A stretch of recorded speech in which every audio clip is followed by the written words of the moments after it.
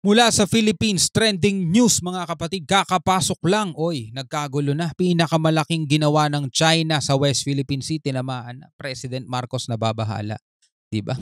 Grabe talaga. Ito mga kapatid, no, another follow-up ulit reaction video dito sa issue nga. Dito sa nangyaring insidente na naman dito sa Ayungin Shoal mga tol. Bigyan natin to ng reaction video and commentary. So wag na natin patagalin pa. Total wala na rin naman tayong hinihintay na. Panoorin na natin to. Kinundina ng Estados Unidos ang kanilang mapanganib na naging aksyon ng puwersa ng China laban sa Pilipinas matapos ang panibago na namang insidente sa bahagi ng West Philippine Sea. Noong araw po yan ng Sabado, sinabi ng Estados Unidos, partikular na ng kanilang State Department sa isang press statement na inilabas nitong weekend na naninindigan ng United States sa panig ng Pilipinas at kinukundina ang mga panghaharas ng People's Republic of China laban sa mga legal na operasyon ng Philippine Maritime sa West Philippine Sea. At alam niyo mga kapatid, no? Sa lahat ng mga media outlet dito sa Pilipinas, kahit sa ibang bansa binabalita na to mga tol. 'Di ba? Ngayon napag-uusapan na rin to ng mga vlogger, 'di ba? Lahat to binabalita na rin. 'Di ba? Lahat sila may simpatya sa Pilipinas at kung ano yung ginagawa ng China.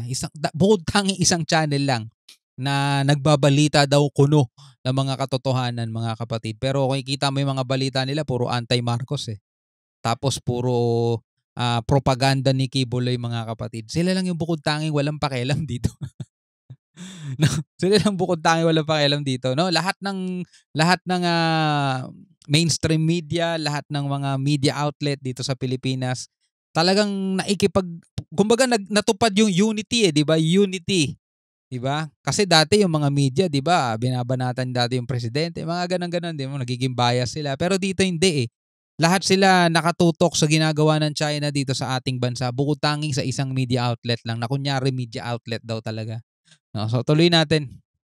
yan ay noong Marso 23 ng taong kasalukuyan. Sinabi nga ng tagapagsalita ng kagawaran na si Matthew Miller na ang paulit-ulit na paggamit ng water cannon ng People's Republic of China at pagharang ay nagresulta naman sa pagkasugat ng ilang miyembro ng Filipino Service at malaking pinsala sa kanilang resupply vessel. Una na rin iniulat na binatikos din ng National Task Force for the West Philippine Sea ang ginawa ng China Coast Guard nitong araw ng Sabado dahil sa pagkasira ng isang Filipino supply vessel malapit sa Ayungin Shoal gamit naman ng water cannon at pagkasugat ng mga sakay nito. Bro mo mga kapatid may mga Navy tayong nasugatan.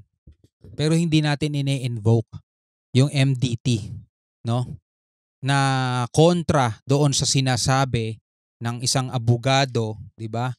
Na ang gusto daw ng Romualdez, ang gusto daw ni PBBM, ang gusto ng Marcos mga tol dalhin to sa Amerika para maghatid na ng gera mga kapatid. Binigyan na natin ng reaction video yun, di ba? Kitang-kita nyo naman mga tol. Grabe, no?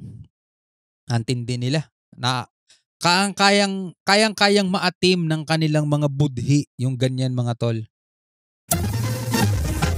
Kinumpirma naman ni National Security Advisor Eduardo Año na nasugatan ang nasa 3 personnel ng Philippine Navy na lulan ng resupply boat na Unaiza May 4 na binombahan ng tubig ng China Coast Guard noong araw ng Sabado habang ito ay nagsasagawa ng regular rotation and resupply mission sa May Ayungin Shoal. Bagamat hindi na idinetalye pa ng opisyal ang nature ng injuries na natamo ng mga nasugatang tauhan ng Philippine Navy, ayon naman sa Philippine Military, agad na nilapatan ng lunas ang nasabing mga personnel.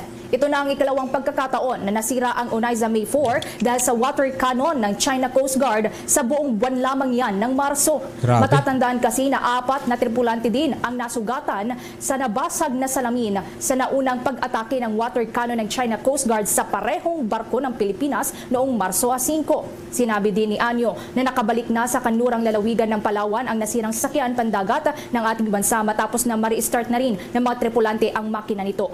Nanindigan din nito na hindi mapipigilan at hindi matatakot ang Pilipinas sa kabila pa ng panibagong pangharas sa mga barko ng China at nangakong ipagpapatuloy ang resupply mission doon sa Ayungin Shoal. Oo, bakit tayo matatakot sa kanila, di ba? Bakit tayo matatakot dyan sa mga yan? Nasa tama naman tayo. Sabi nga, basta nasa katwiran, ipaglaban mo, di ba? Nasa tama tayo rito mga kapatid. At hindi ito yung tipong hayaan mo na lang. Hindi pwede yun mga tol. Ang pinag-uusapan natin dito pati yung future generations natin. Di ba? Kuha muna tayo ng karagdagang mga report dyan sa panig ng Senado dahil may senador na ikinababahala yung muling pagharang at pag-atake ng Chinese Coast Guard sa resupply boat ng ating bansa. At kinundi na rin ng mga mambabatas yung pahayag ng tagapagsalita ng China Coast Guard kaugnay sa ating resupply mission.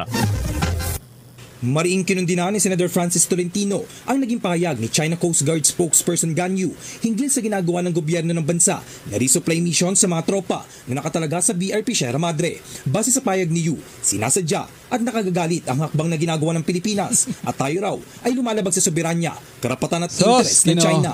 Imbitasyon din anya ng kaihiyan ang ginagawa ng Pilipinas na mag-resupply sa ating mga tropa sa Ayungin Shoal. Ayon kay Tolentino, Chairman ng Senate Special Committee on Maritime and Admiralty Zones, kabastusan ng naging pahayag ng tagapagsalita ng China Coast Guard. Hindi naman anya layunin ng pamahalaan na ipahiya ang kahit na sino, lalo ng sarili nating bansa, ng misyon lamang ay maghatid ng supply sa ating mga tropa sa Ayungin Shoal. Samantala, nitong Sabado, Marso 23, ay muling hinarang at tinatake ng dalawang barko ng China Coast Guard ang sibilyan na resupply boat na Onaiza May 4 na kinumisyon ng Armed Forces of the Philippines para mag-resupply sa mga tropa na nakatalagayan sa BRP Sierra Madre. Biruin niyo kung bakit ganito kalaki yung bangka natin at saka civilian boat yung ginagamit natin. Para nga daw unprovocative eh. Less provocative kumbaga. Diba? So tapos provocation pa rin yung bintang sa atin mga tol. Yung akusasyon sa atin, nakakapanginit sila ng dugo mga tol. Kung masusunod lang talaga. Kung pwede lang, atakihin nyo na yan. Kung pwede lang ganun eh, no? Malamang ganun din nararamdaman nyo mga tol eh. Nababasa ko yung ibang mga comment nyo. Sinasabi nyo, wala tayong ginagawa kasi kaya talagang di sila titigil na ganyanin tayo. Bakit yung ibang mga bansa pumapalag naman, wala naman sila nagagawa? True. Sangayon ako sa inyo. Pero kailangan nating ibigay yung suporta natin sa kanila eh. Ganun talaga mga kapatid eh. Alam nila yun mas tama kaysa sa atin eh.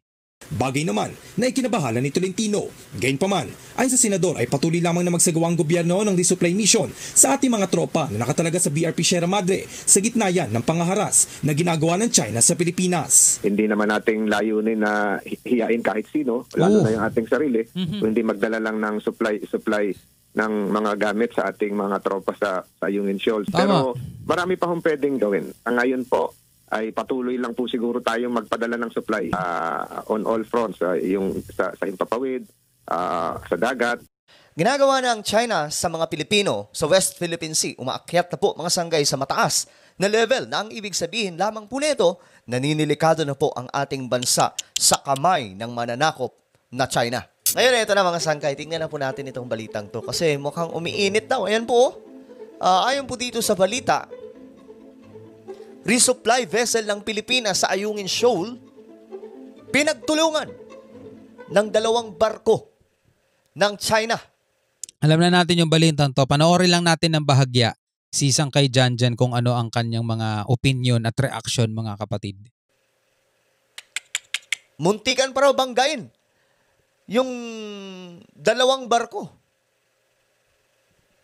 Itong ginagawa ngayon ng China mga sangkay, isa pong aksyon no, na nagpapatunay na lumalala po ang tensyon at naninilikado po ang bawat isa sa atin kasi halimbawa na lang mga sangkay, tumaas pa po yung level ng kanilang ginagawang kalukuhan dyan sa West Philippine Sea. Sabi kasi gano'n, kung di natin makuha sa Santong Dasalan, kunin natin sa Santong Paspasan. Akala nila kasi ganun-ganun lang talaga tayo mga kapatid Pilipinas. Diba? Hindi, sige, ganyan ninyo Pilipinas, bibigay din yan. Magiging masunurin din yan katulad ni Duterte, di ba? Magiging masunurin din yan, bibigay din yan. Bibigay din yan si Marcos. Sige, tuloy-tuloy nyo lang yung ginagawa nyo sa Pilipinas. Ganyan yan mga tol. Di ba? Pero hindi, tulong-tulong tayo mga kapatid. Dapat nga talaga dito tayo mas lalo nagkakaisa eh. Di ba? Yung 77%, wag na natin pansinin yung 23% mga tol. Mga ano naman yun eh. Mga pro-China naman yung mga yun, mga duwag naman yung mga yun eh. Yung 77% na lang, malaking bahagi pa rin yun mga kapatid. No, tayo magtulong-tulong. Di natin kailangan pumunta sa dagat para maipaglaban doon, no? Yung tipong wag ka lang magpapapaniwala, no? Wag ka nang sasama pa doon sa 23% na 'yon na handa namang iwan ng Pilipinas mga kapatid pag nagsumiklab tong kaguluhan. Kita niyo yung mga nagsasalita, yung si Roque, lilipad din ng ibang bansa yan mga kapatid pag nagkagulo rito. Iiwan din kayo, mga naniniwala sa kanya, iiwan din kayo niyan. At hindi na makapagpigil ang mga sundalong kababayan natin o mga nagbabantay dyan sa paligid. Baka humantong mga sangkay sa mas malalang sitwasyon na pumalag na po ang Pilipinas at magkaroon na po ng deklarasyon ng digmaan sa pagitan po ng Pilipinas at China. Palagay ko hindi mangyayari yon mga tol. Hindi mangyayari yon. Eto, tignan nyo tignan nyo to. Binabalaan nila ang Taiwan, mga kapatid. Sasakupin, ganyan-ganyan, reunification. Naglalabas pa sila ng mga image na kung paano nila aatakihin ng Taiwan. Ginagawa nila yung mga tol. Tapos nitong nakaraan lang, pumasok yung mga Coast Guard nila sa karagatan ng Taiwan. Napalaya sila ng mga Taiwanese Coast Guard. O, sumiklab ba gera sa kanila? Wala naman, di ba? Dito sa West Philippine Sea, mga kapatid, hindi naman lingid sa kaalaman natin na bukod sa China ay Vietnam ang pinakamaraming naukupa. Pero may narinig ba kayong balita na nag-iiringan yung Vietnam at saka China? Nasaan ang Vietnam sa loob ng West Philippine Sea? Ano ba inaangkin ng China? Di ba buong South China Sea kasama na doon yung West Philippine Sea? O bakit hindi nila inaangasan ng Vietnam? Vietnam ang pinakamaraming naukupa dyan. Bakit? Pumapalag eh. Di ba? Pumapalag eh.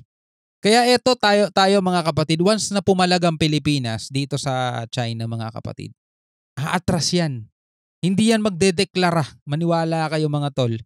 Di sana kung nagdeklara yan mga kapatid, inuna na nila yung Taiwan, gusto nilang kunin yung bansang yun eh. Diba? Sinasabi nila, sakop namin yan. Yung bansa mismo ang sakop nila, hindi karagatan. Yung bansa mismo.